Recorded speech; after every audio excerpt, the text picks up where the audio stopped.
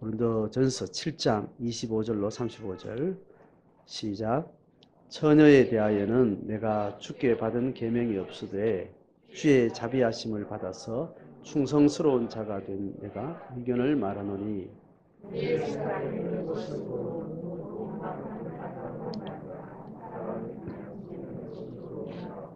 내가 아내에게 매였느냐 노이기를 구하지 말며 아내에게서 매였느냐 아내를 구하지 말라.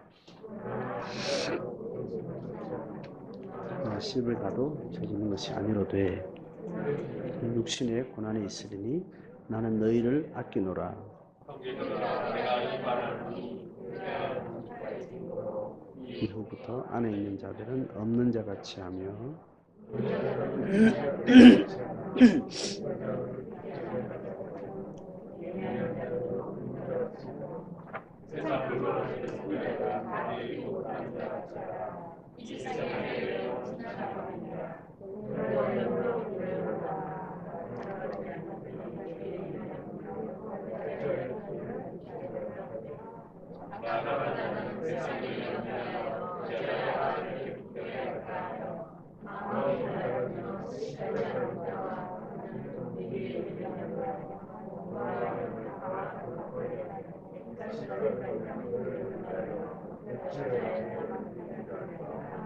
같이 읽습니다. 내가 이것을 말하면 너희의 유익을 위함이요 너희에게 올무를 놓으려 함이 아니니 오직 너희로 하여금 이치에 합당하게 하여 흐트러짐이 없이 주를 섬기게 하려 함이라. 아멘.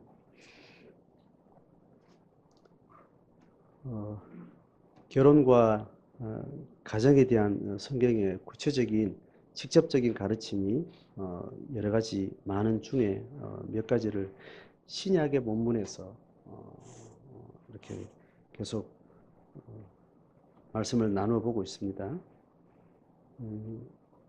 사도 바울의 서신 중에 고린도전서가 가장 목회적으로 목회 현장에 아주 구체적인 문제들을 다루는 서신이 됩니다. 특별한 원리적인 것보다 목회적 상황을 제목별로 그렇게 구분해서 쭉 진술하고 있는 것이 고린도전서 내용이에요.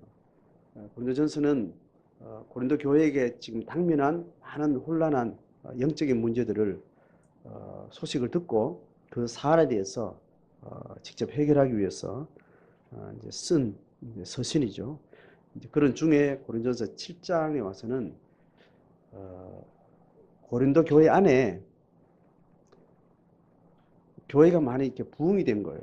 부흥이 됐는데 그 고린도 도시라는 그 장소적인 어떤 상황들이 이방인과 유대인들이 섞여 있는 도시고 굉장히 물질로 흥황한 대도시인 겁니다. 오늘 서울 같은 로마 시대의 중요한 경제적 군사적 거점 도시들이 있는데 고린도 교회는 굉장히 중요한 경제적인 부흥을 경험하고 있는 그런 대도시였습니다. 그래서 많은 인종들이 모이고 많은 종교적 배경을 가진 사람들이 모이고 많은 사회계층들이 모여 있는 곳이 고린도 교회다 보니까 거기서 많은 사람들이 이제 신앙을 경험하고 공동체에 들어왔는데 들어와서 보니까 사회의 다양한 계층들, 다양한 인종들, 민족들, 다양한 종교들이 그대로 교회 안에 들어오다 보니까 굉장히 영적으로 혼란한 일들이 많았던 겁니다.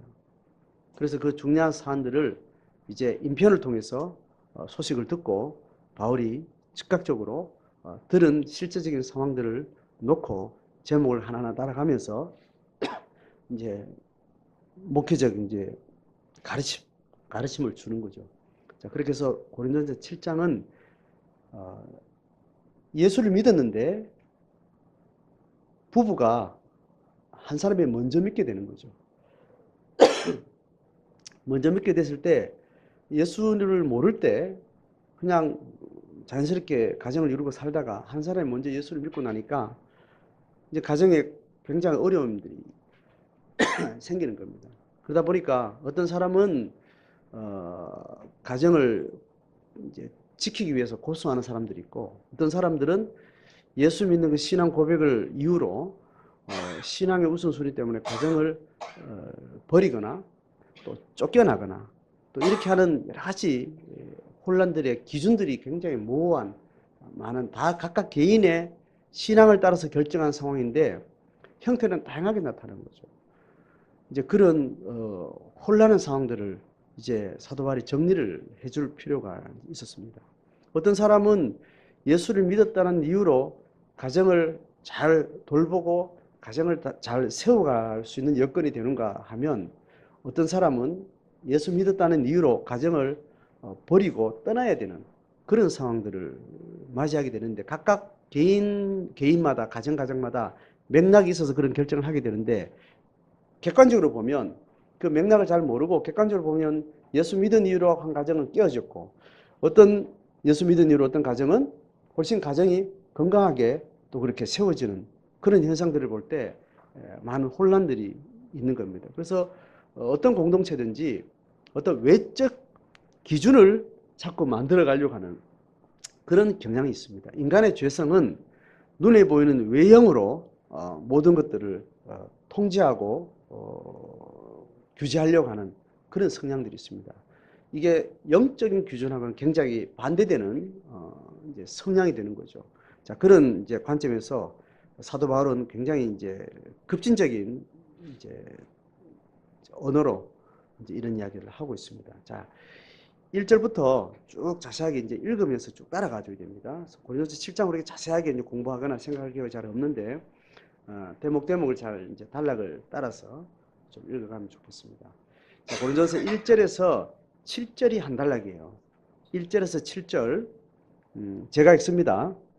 너희가 쓴 문제에 대하여 말하면 이 쓴 문제는 뭐냐 하면 고린도 교회 안에 지금 이런 복잡하고 어려운 문제가 있습니다라고 서신을 가지고 누가 온 거예요.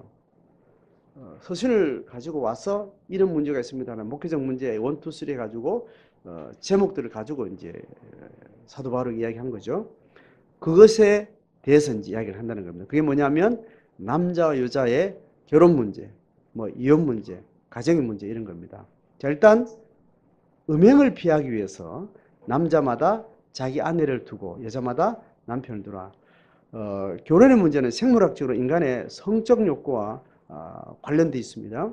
사회적인 뭐 영적인 여러 가지 가정의 의미가 기본적인 생존을 위해서 또 기본적인 어떤 여러 가지 조건들을 이제 위해서 가정이라는 게 필요한데 특히 성적인 욕구와 관련해서 가정은 필요하다는 부분을 이제 설명합니다. 남편은 그 아내에게 의무도 하고 아내도 그 남편에게 그렇게 하라는 서로 성적인 욕망들을 가정 안에서 잘 화합해서 이루어갈 수 있도록 그렇게 해서 아내는 자기 몸을 주장하지 말고 남편도 그와 같이 자기 몸을 주장하지 말고 5절에 보세요.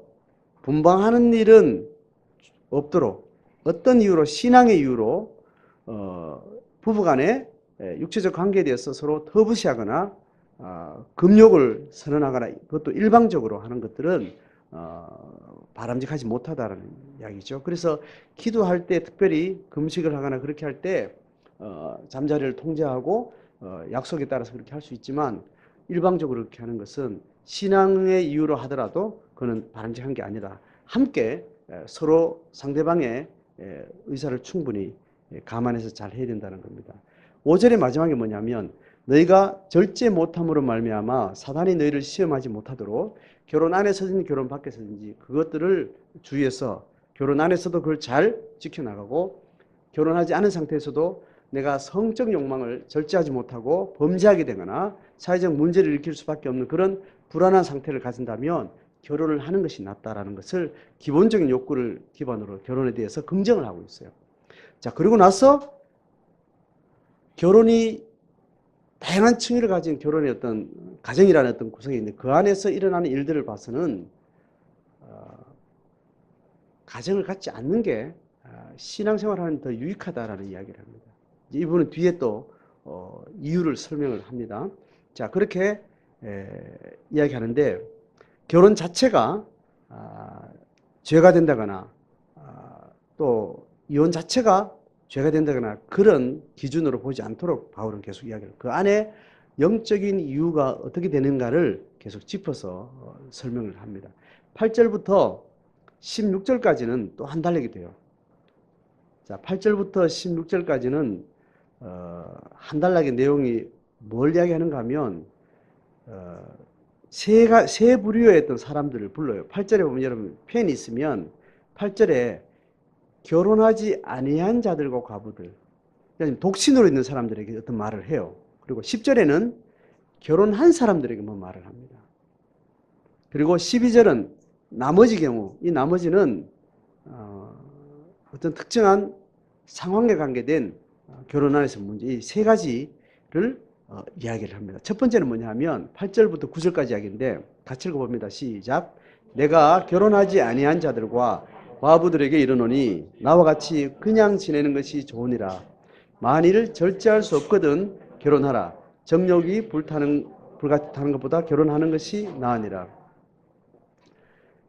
성적 욕구와 관계돼서는 결혼을 하는 쪽이 낫고, 그 문제가 아니라면 결혼이라는 것은 영적 생활에 어려움이 더 많은 상황이라고 이야기합니다. 이건 약간 시대적인 상황이 고려된 어떤 이야기입니다. 왜냐하면 초대교회는 심각한 박해가 많았거든요. 순결을 각오하고 예수를 믿어야 되는, 그래서 배교하지 않고 신앙을 순수히 지켜나가기 위해서는 가정을 끌어안고 가는 것이 굉장히 어렵고 위험하다라는 겁니다. 그 가정을 계속 유지하기도 어렵고 또 그 가정 때문에 신앙을 건강하게 유지하기도 어려운 그 시대였기 때문에 이걸 특별히 사도 바울은 권했습니다. 이런 상황이 오늘 이 시대에도 어떤 면에서는 있고 어떤 면에서도 없다고 할 수 있는 겁니다. 그래서 그 시대는 이걸로 다 통하고 이 시대는 전혀 안 그렇다, 이렇게 말할 수 있는 것도 아닌 것들이 이제 우리가 말씀을 잘 여러 가지 면에서 잘 이해를 해야 되는 거죠. 그래서 결혼 안 하고 그냥 지내는 것이 훨씬 좋다라고 이야기를 합니다. 그러니까 어떤 면에서 영적인 유익을 위해서 결혼을 하지 않을 수도 있다는 것에 대해서는 충분히 성경적 근거가 있는 겁니다. 또 성경의 근거는 또 결혼을 해야 될 맥락에서는 결혼을 해야 되는 것도 충분히 마땅히 가능하고 또 권하는 바가 되는 거죠. 그 중심이 뭔가를 이제 얘기를 하는 겁니다. 자, 그렇게 독신에 대해서는 적어도 독신을 장려하는 부분. 그런데 독신일 경우에 성적인 욕망과는 고려를 해야 된다는 겁니다. 자, 두 번째 10절 봅니다. 같이 읽어봅니다. 11절까지 시작. 결혼한 자들에게 내가 명하노니 명하는 자는 내가 아니요 주시라.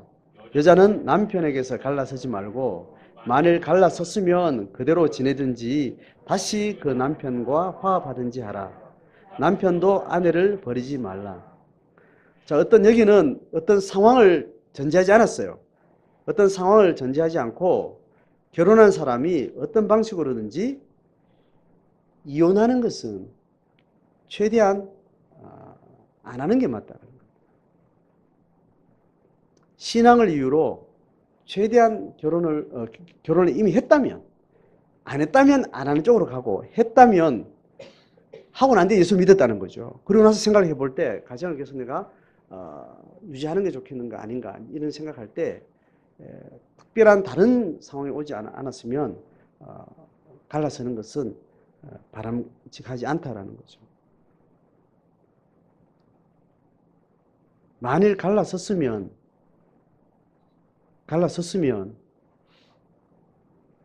그대로 지내라는 걸 위에 있었던 말하고 같은 말이죠. 혹은 다시 결혼할 상황이 되면 원래 배우자와 결혼을 하지 다시 다른 사람을 찾아서 결혼하는 것은 권하지 않는다는 거죠. 자, 그렇게 독신을 장려하지만 이혼도 장려하지 않는다는 겁니다. 자, 이게 기본 원칙을 이야기하는 겁니다. 자, 그런데 12절부터는 그 나머지 사람들.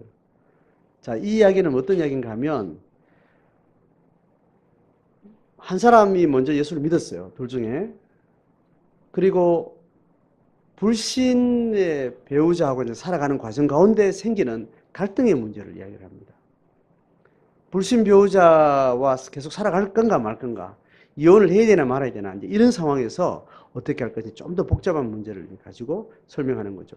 12절부터 14절까지 먼저 한번 읽어봅니다. 시작. 그 나머지 사람들에게 내가 말하노니 만일 명령이 아니라 만일 어떤 형제에게 믿지 아니하는 아내가 있어 남편과 함께 살기를 좋아하거든 그를 버리지 말며 어떤 여자에게 믿지 아니하는 남편이 있어 아내와 함께 살기를 좋아하거든 그 남편을 버리지 말라. 믿지 아니하는 남편이 아내로 말미암아 거룩하게 되고 믿지 아니하는 아내가 남편으로 말미암아 거룩하게 되나니 그렇지 아니하면 너희 자녀도 깨끗하지 못하니라. 그러나 이제 거룩하니라. 자, 내가 먼저 예수 믿었어요. 그래 둘 중 하나가 예수 믿고 한 사람이 예수를 안 믿어요.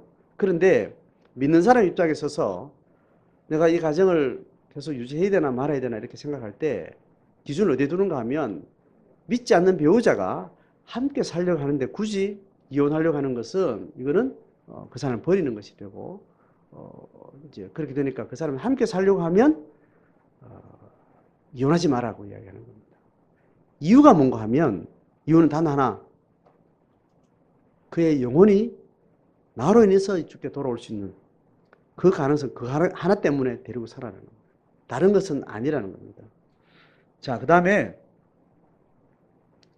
반대로 그 배우자가 함께 살기 싫다. 나 당신하고 당신 예수 믿는 것도 싫고 당신이 예수 믿는 이유로 이런저런 가치관을 가지고 살아가는 건 난 죽어도 싫다. 이렇게 하면 15절 읽습니다. 시작. 혹 믿지 아니하는 자가 갈리거든 갈리게 하라. 형제나 자매나 이런 일에 구애될 것이 없느니라. 예, 15절 상반절까지가 안 믿는 배우자가 나는 당신이 예수 믿는 이유로 나는 같이 살기 싫다. 그렇게 하면 미련 없이 갈라서라는 거예요. 그 말은 같이 살기 싫다고 하면 계속 불화가 일어나겠죠. 계속 불화가 일어나고 감정이 상하게 되고 또 미워하게 되고 상처를 주고받게 되고 또 자녀들은 그 가운데 더 큰 상처를 입게 되는 그 영이 결코 유익하지 않은 그런 상황으로 돌아가고 그런 상태에 있으면서 믿는 배우자를 통해서 하나님을 만나게 될 가능성의 긍정적인 기대보다 부정적인 악한 요인이 더 많이 일어나기 때문에 거기에 대해서 미련 없이 갈라서라고 이혼을 하라는 이야기입니다. 자, 그러면 앞에 있었던 이야기하고 다 맥이 갈등이 일어나지 않고 다 충돌이 일어나지 않죠, 그죠? 그리고 나서 이렇게 얘기합니다. 안 믿는 배우자하고 같이 살게 되면서 내가 같이 살 것인가 말 것인가 할 때는 무엇이 기준이 되는가 하면 15절 하반절에 그러나 하나님은 화평 중에서 너희를 부르셨다는 겁니다.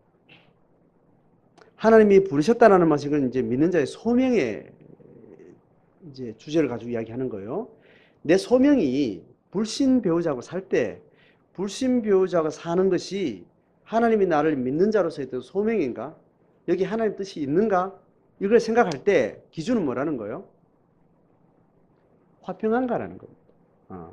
화평한 상태로 가치관이 다르고 신앙이 다르고 또 내가 고통이 있고 힘들고 이런 게 있다면 어떤 바깥으로든지 안으로든지 어떤 화평의 근거가 전제되는 한 그것은 하나님의 소명의 자리가 될 수 있다는 겁니다. 나를 통해서 그가 복음을 알게 되고 나를 통해서 그의 영혼이 다시 주께로 돌아오게 되는 일들이 있는 그 이유가 자기가 소명으로 그 가정을 지킬 것인가 아니면 내 소명은 이 가정을 떠나는 것인가 그런 기준이 된다는 계기는 그거죠. 첫 번째는 영혼이 주께로 돌아오는 거 그리고 내 영적으로 신앙의 삶을 잘 지켜내는 거 그리고 내가 맺은 관계가 화평의 관계를 유지할 수 있는가 이제 그런 기준들이 나오게 되는 거죠. 자, 그렇게 하면서 이제 가정 이야기는 일단 16절까지 딱 한 단락 정리를 해요. 정리하고 나서 이 가정을 이야기로 결혼과 가정 이야기를 가지고 지금 맥락을 쭉 이어가는 7장 전체에서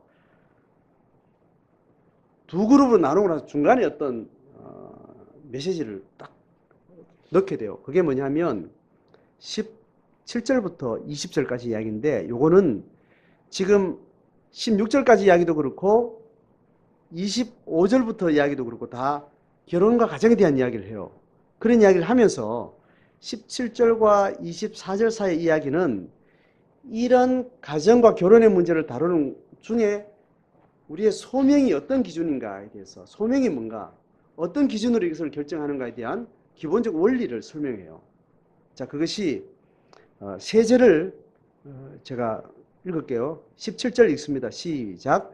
오직 주께서 각 사람에게 나눠주신 대로 하나님이 각 사람을 부르신 그대로 행하라. 다시 됐습니다. 20절 같이 읽습니다. 시작. 각 사람은 부르심을 받은 그 부르심 그대로 지내라. 24절 시작. 형제들아 너희는 각각 부르심을 받은 그대로 하나님과 함께 거하라. 자, 17절로 24절 단락은 계속 반복되는 이야기가 뭔가 하면 17절 펜 있으면 줄을 끊는데 각 사람을 부르신 그대로 행하라. 줄을 꺼요. 그리고 20절에 각 사람은 부르심을 받은 그 부르심 그대로 지내라. 줄을 끊습니다. 그리고 24절에 각각 부르심을 받은 그대로 하나님과 함께 거하라. 자, 반복되죠? 지금 가정 이야기를 하고 있습니다. 가정과 결혼에 대한 이야기를 하고 있는데 근본적으로 외적인 주제는 가정과 결혼을 이야기하고 있지만 본질적인 주제는 뭐예요? 성도의 삶에 있어서 소명과 부르심은 어떠한 기준이 되는가요? 제자도를 이야기하는 겁니다. 제자도는 제자가 되는 길을 이야기하죠. 다양한 인생의 선택과 갈래가 나오는데 내가 어떤 선택을 하고 어떤 길을 걸어가고 어떤 삶을 사는가 했던 그런 자기만이 걸어가는 그 과정이 예수 그리스도를 따르는 제자의 길이 되기 위해서 우리는 매번 어떤 기준을 가지고 선택해야 되는 거예요. 혹은 이미 정해진 상황을 내가 떠나거나 어떤 상황으로 내가 합류하거나 이런 길들이 제자도라고 이야기를 한다면 그 길들을 걸어가는 그 라인은 결국은 하나님이 나를 부르신 그 부름의 길들을 따라가는 길이 되는 거죠. 자, 그런 의미에서 오늘 사도 바울은 부르심 그대로 행하라. 부르심을 그대로 지내라. 받은 그대로 하나님과 함께 거하라. 계속 부르심을 이야기하고 그대로 지내라. 그 그대로라는 말은 그 부르심에 계속 서 있으라는 겁니다.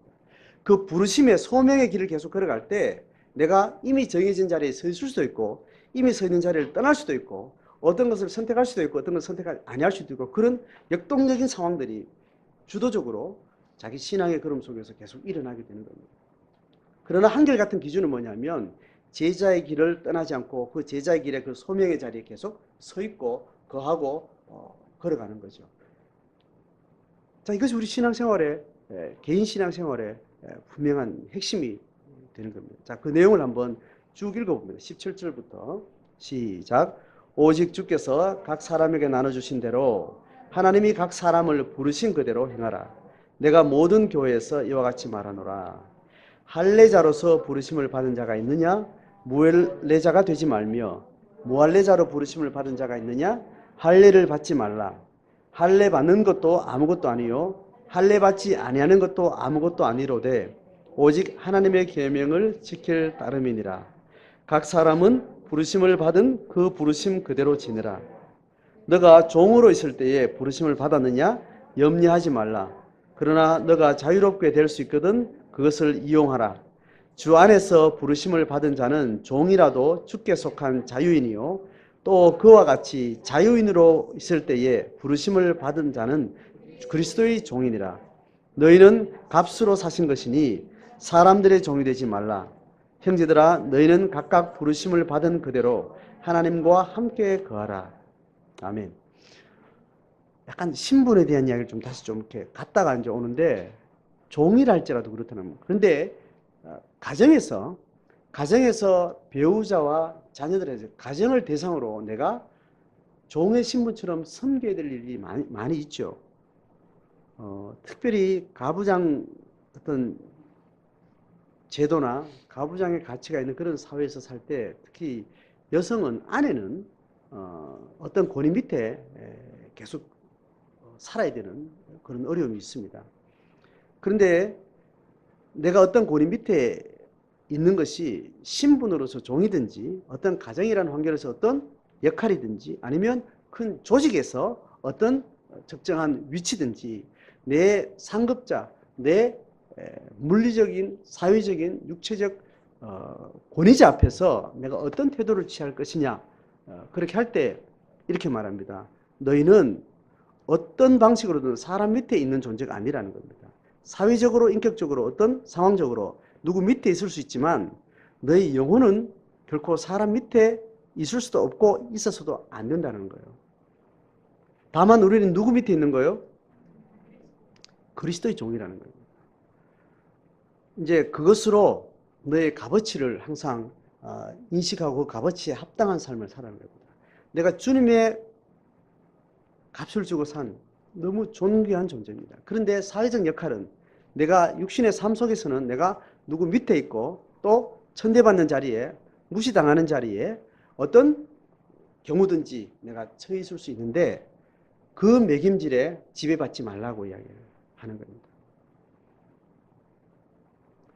이제 가정 안에도 동일하고 사연에도 동일한 소명이라는 것을 생각하는데 소명이 내가 2달란트, 5달란트, 1달란트 어떤 소위 양이 됐든지 어떤 조직의 위치가 됐든지 어떤 방식이든지 낮은 자리에 있는 것이 하나님의 소명일 수 있다 없다? 있다라는 거예요. 그래서 그걸 계속 소명으로 이어갈 것이냐 아니면 이걸 내가 떠날 것이냐 이런 기준도 영적인 기준에 의해서 있어진다는 겁니다. 오늘 우리가 이 말씀을 통해 다시 생각하는 것은 내가 지금 살아가는 상황에서 소명의 자리에 내가 서 있는지 소명의 자리가 아니라면 환경을 바꿔야 할지 내 태도를 바꿔야 할지 내가 항상 소명의 자리에 서 있을 수 있도록 자기를 돌아봐야 됩니다.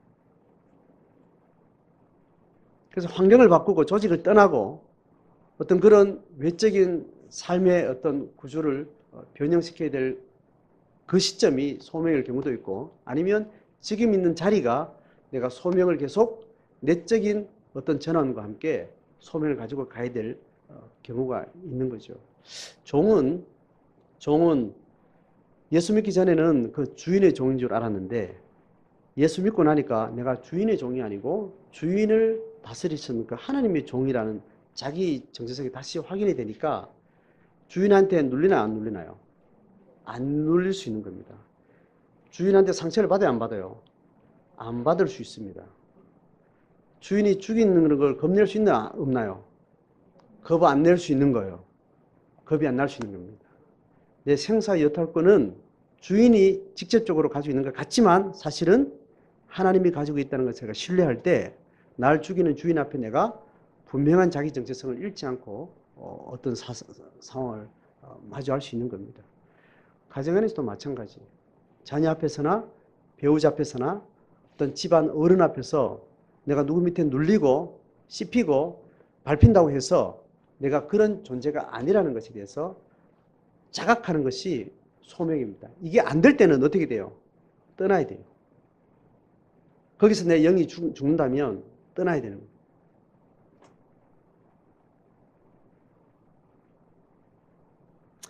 영적으로 유익하지 않는 상태에서 내가 해야 될 도리를 하기 위해서 끙끙거리고 앉아 있는 것이 미련한 일이에요. 시집간 새댁이 시부모하고 사는 것이 유익하지 않을 때가 많습니다. 뭐 이건 요즘 우리나라 사회에서는 어느 정도 다 합의가 되어지고 있는 상황이에요. 시어머니가 의도하든 안 하든 며느리와 함께 살면서 그에게 좀 많은 악영향은 고스란히 누구한테 돌아와요? 네? 자기한테로 돌아오면 좀 다행인데 자기한테로 안 돌아오고 자식한테로 돌아가고 더 잔인한 것은 손자한테 돌아가는 거예요. 그걸 지 남편인데도 지 자식인데도 지가 의도하지 않아요. 내가 누구로부터 깊은 상처를 내 속에 갖게 될 때 가장 약한 사람한테 내 상처가 투사되는 겁니다. 이걸 모르는 거예요. 그래서 그것은 상호 판단하셔야 됩니다. 영적으로 유익하지 않을 뿐만 아니라 새로 태어나는 생명, 그 엄마 밑에서 자라는 그 아이 인생에 결코 유익하지 않은 환경을 만들지 않아야 돼요. 그것에 대해서 우리가 모르기 때문에 그냥 그렇게 살았던 거죠. 좀 넓고 깊게 보면 가장 평안한 상태의 세대기 애를 키워야 돼요. 이거는 공동체가 발벗고 나서서 지켜야 돼요. 왜냐하면 그 세대기의 유익이 아니라 그 결정권 전혀 없는 그 자식이 그 생명이 자라는 동안 그가 하나님 앞에 건강한 인생을 살아야 되기 때문에 공동체가 발벗고 나서죠. 이게 잘 이게 통하지 않죠. 교회 안에 인륜과 도덕과 또 체면, 또 개인 프라이버시, 가족 이기주의 이런 것들이 손도 못 대게 하죠. 교회가 어디 그걸 간섭합니까? 제3자로 그때는 딱 되는 거예요. 그리스도의 권면과 그리스도의 말씀으로 들리지 않고 제3자의 말로 들리는 거죠. 교회가 그런 합의가 안 돼 있는 거예요. 기본적인 내 개인 기득권 그리고 가족 이기주의 이것이 철저하게 예수 그리스도의 통치, 예수 그리스도의 인도하심 전혀 들어올 수 없는 그런 가치들로 교회는 그렇게 오늘날도 구성이 되는 거죠. 자, 이 부분에 대해서 우리가 깊고 심도 있게 생각을 해야 됩니다. 어제 의정부 성교련교회, 주양교회, 또 상계동 성교련교회 아이들 한 20명, 30명 사이에 이렇게 아이들 모여가지고 좀 이야기를 하는데 자기 이제 생활 옛날에 공부했던 거 청년들까지 다 한 번씩 이야기하는데 결국은 이제 부모와의 관계 안에서 씻을 수 없는 상처들, 아픔들 그런 것들이 쭉 이렇게 그냥 깊은 나눔을 하다 보니까 그런 게 이렇게 나와요.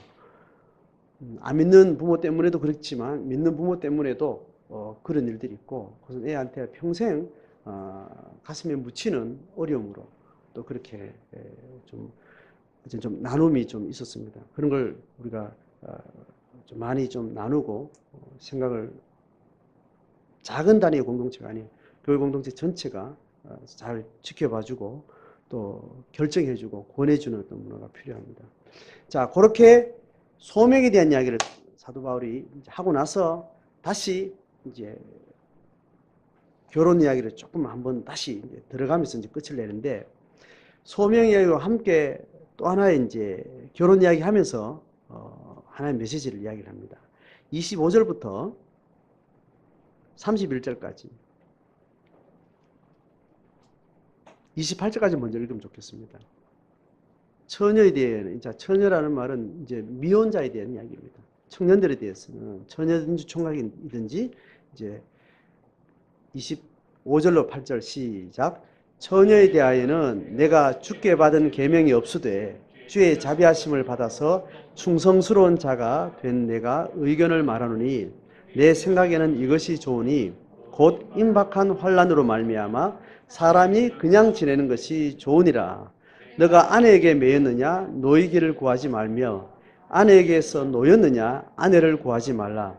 그러나 장가가도 죄짓는 것이 아니요 처녀가 시집가도 죄짓는 것이 아니로되 이런 일들은 육신의 고난이 있으리니 나는 너희를 아끼노라. 자, 여기서도 전체 기후는 결혼을 권하는 거예요? 안 권하는 거예요? 그래서 안 권하는 분위기입니다. 자, 이유를 이야기하는데 뭐라고 이야기해요? 임박한 환난으로 말미암아 이야기합니다. 기준이 임박한 환난, 이 환난이 굉장히 임박했다는 거고 긴급하다는 어떤 그런 의미거든요. 초대기의 상황이라서 이 말은 또 의미가 있는데 뒤에 또 다른 이야기를 반복해서 합니다. 29절을 같이 읽습니다. 시작. 형제들아 내가 이 말을 하노니 그 때가 단축하여진 고로 이후부터 안에 있는 자들은 없는 자같이 하며 31절 하반절에 이렇게 이야기합니다. 31절 전체를 읽읍시다. 시작. 세상 물건을 쓰는 자들은 다 쓰지 못하는 자같이 하라. 이 세상의 외형은 지나갑니다. 자, 이게 반복되는 단어가 있어요. 자, 26절에 임박한 라는 단어 동그라미를 한번 쳐보십시오. 그리고 29절에 그 때가 단축하여진 거로 단축하여진 그걸 동그라미 쳐봅니다. 그리고 31절에 세상의 외형은 지나감이라. 지나감. 동그라미 쳐보세요. 자, 임박했다. 단축해졌다. 지나간다. 뭘 보고 이야기하는 거예요, 지금? 네? 세상의 외형이 지나가고 그 때가 단축해졌고 예수를 모를 때는 이제 시간을 이해하는 관점이 어떤 한계를 가지고 있는가 하면 내가 나의 개인의 중심에서 보면 내가 태어나고 난 이후에 내가 기억이 있는 그 어느 순간부터 시작해서 내 시간이라는 것은 내가 죽는 그날을 생각하는 한 사람의 개인 인생의 생애 전체의 틀로 자기 삶을 이렇게 바라보는 거죠. 그러다가 예수를 알게 되고 하나님을 알게 되고 영적인 새로운 탄생을 경험하고 나면 시간이라는 개념은 전혀 다르게 이제 내 안에 이제 이해가 되어지는 겁니다. 시간이라는 것은 물리적인 시간을 초월한 시간이 없는 실제, 영원한 실제, 그리고 영원한 실제에 비해서 물리적으로 한정지어지는 이 시간과 비교해서 시간의 개념이 완전히 새롭게 재편성돼요. 그렇게 했을 때 예수를 알지 못할 때 봤던 80평생, 90평생 인생의 생애 중에 끝나는 100년 안쪽의 시간이라는 것은 그게 광대하고 넓고 꽉 찬 어떤 것이었어요. 그런데 그것이 어떻게 된 거예요? 단축해지는 겁니다. 그리고 지나가는 거예요. 그리고 하나님의 때가 임박해 오고 이게 금방 지나간다는 그런 관점으로 이해가 되는 겁니다. 신앙을 산다는 것은 적어도 시간의 전망에 있어서 인생을 이런 관점으로 전망하지 않으면 우리가 맞이하는 모든 사건들, 시간을 배제하고 공간으로 맞이하는 모든 사건들은 영적으로 파악이 안 돼요. 그래서 모든 사건을 신앙의 관점으로 딱 볼 수 있는 기준들은 시간의 현재에 있어서 이 틀을 가지고 그 사건을 딱 두고 보면 이게 명확하게 보이십니다. 이해가 되죠? 내가 죽음의 순간을 향해서 빨리 달려가고 이제 죽음을 통과하는 순간 나는 이제 본향에 들어가는데 거기에서 내 영원한 삶이 기다리고 있다. 이것을 인식하고 지금 마주하는 사건과 상황들을 딱 보면 금방 판단이 나는 거죠. 이 틀이 없이 이게 전분적으로 이걸 앞에 두고 이렇게 보면 이게 파악이 안 되는 겁니다. 지금 사도 바울이 가정에 대해서 이야기할 때 가정뿐 아니라 모든 것이 그렇죠. 모든 것이.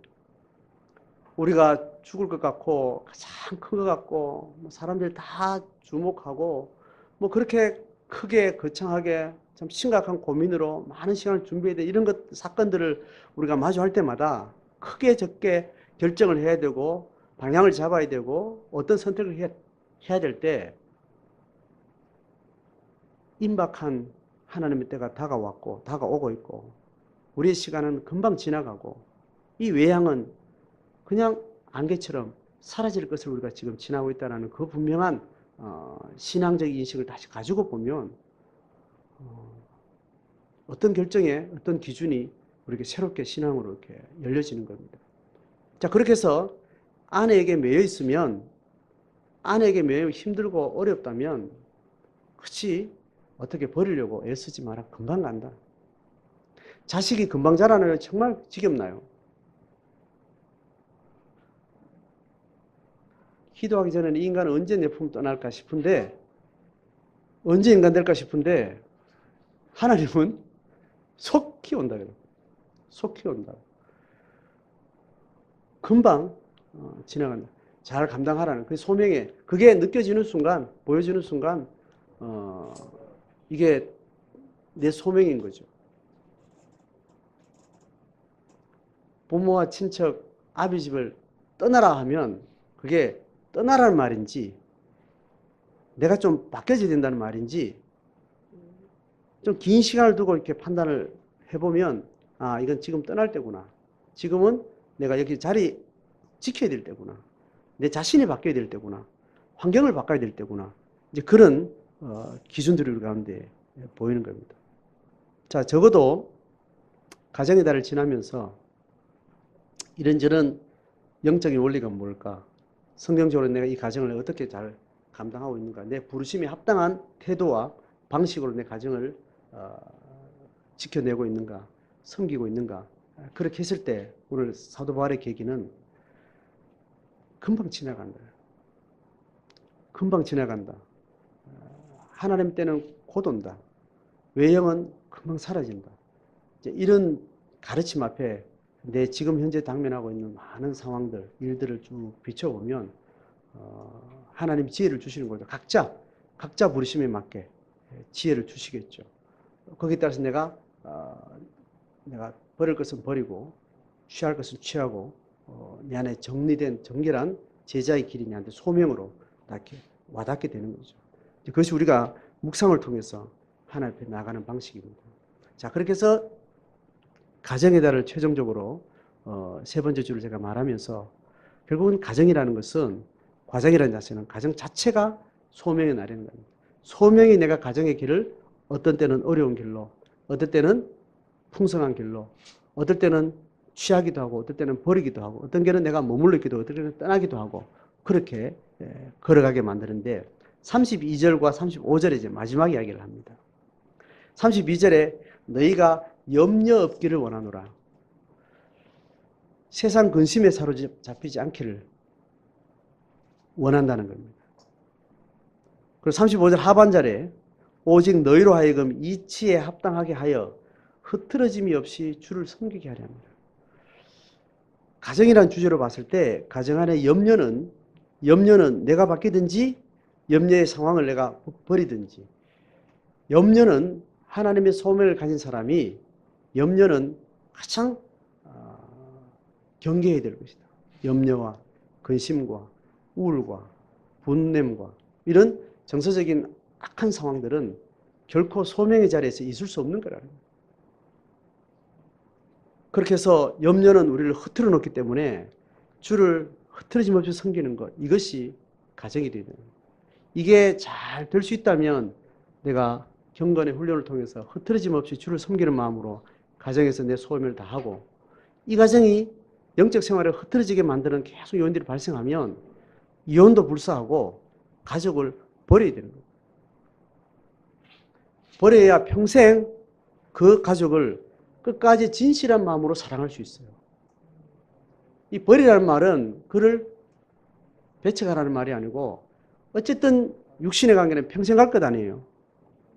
평생 가는데 그를 끝까지 사랑할 수 있기 위해서는 가정을 깨는 방식이 필요하다는 거예요.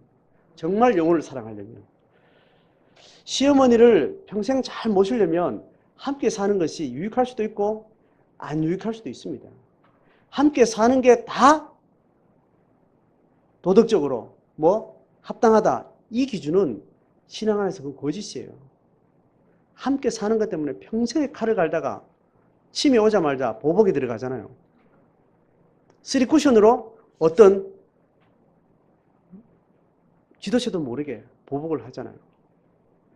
자식이 됐든지 자학을 하든지. 그렇게 해서 살아계신 동안 미운 마음을 감추지 못하고 자기를 자학하다가 돌아가시고 난 다음에 그 미워했던 그 마음 때문에 그렇게 또 후회하는 그런 집사님을 제가 봤습니다. 너무너무 불쌍해요. 되고 있을 때 이야기입니다. 아무 미워하는 거예요. 미워하는 건데, 근데 아무도 모르게 미워하는데 얼마나 고통스럽겠어요. 돌아가시고 나는데 정말 미워한다는 내가 알고 있었거든요. 그런데 가장 많이 우는 거예요. 그러면서 자학을 하더라고요. 그렇지 않다고. 그걸 자학하면 안 된다고. 그래서 이렇게 나누기도 했는데, 흐트러짐 없이 가정을 잘 섬기는 것, 흐트러짐 없이 제자의 길을 잘 걸어가는 것, 육신에게 맡겨진 친척과 육신에 속한 영혼들을 끝까지 주의 이름으로 잘 사랑하려면 집을 떠나는 것과 머무르는 것들이 지혜로운 판단과 결정으로 한결같이 주님 앞에 서 있어야 됩니다. 이런 기준들에 대해서 우리는 과감하고 적극적이어야 됩니다. 오늘 말씀을 생각하시면서 각자의 정해진 가정이라는 물릴 수도 없고 바꿀 수도 없고 참 떠날 수도 없고 안고 가야 되는 가정의 많은 집안의 많은 어려움과 아픔들 속에 내가 어떤 선택을 하는 것이 바른 것인지 깊이 고민하고 그렇게 염려를 묵혀두거나 미움을 묵혀두거나 상처를 묵혀두거나 그렇게 영적으로 방치된 채로 그렇게 사는 것은 결코 개인에게 유익하지 않고 공동체에 유익하지 않고 그 가정과 집안에 유익하지 않습니다. 빛 가운데 끄집어내서 하나님 앞에 기도하고 지혜를 모으고 빠른 판단을 하고 신앙의 선택을 잘 해서 우리의 던져진 삶에 이미 결정된 삶에 있어서 소명의 길을 걸어가는데 힘있게 또 지혜롭게 또 능력 있게 열매를 맺어갈 수 있기를 주의 이름으로 축복합니다.